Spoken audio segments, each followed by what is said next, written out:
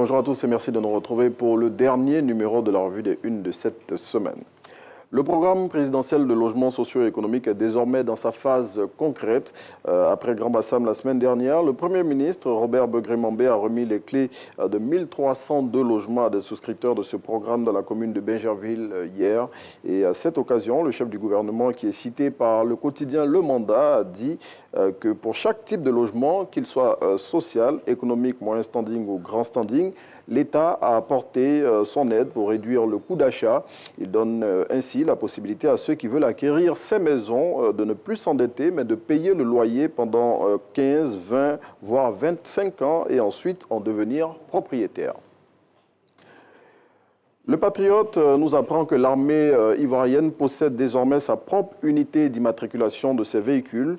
L'inauguration de cette structure a été faite hier par le ministre Téné Birahima Ouattara et selon le ministre d'État, ministre de la Défense qui est cité par le confrère, les plaques d'immatriculation produites par cet établissement intégreront des instruments de sécurité qui permettront de déceler plus facilement les tentatives frauduleuses d'emprunter des identifiants des équipements des forces armées de Côte d'Ivoire pour commettre des délits.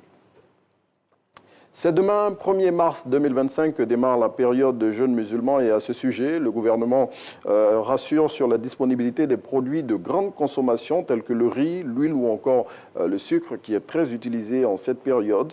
Et selon l'expression, les paniers cadeaux qui sont offerts à cette occasion aux fidèles musulmans en signe de soutien et d'accompagnement en ce mois de Ramadan occupent déjà les rayons des supermarchés. Et retrouvez dans le numéro de ce jour, les conseils d'un imam pour bien passer cette période de jeûne. C'est hier que le président du PDC-RDA devait comparaître devant le tribunal de première instance d'Abidjan dans le cadre de l'affaire relative à l'assignation en destitution qui le visait suite à la plainte de 4 militants de son parti. Eh bien, l'affaire a été classée sans suite par la justice ivoirienne car non enrôlée. Il faut savoir pour rappel que les auteurs de la plainte avaient saisi la justice la semaine dernière pour demander l'annulation de leur action. Plus de précisions sur le dénouement de cette affaire dans le numéro de ce jour du Nouveau Réveil.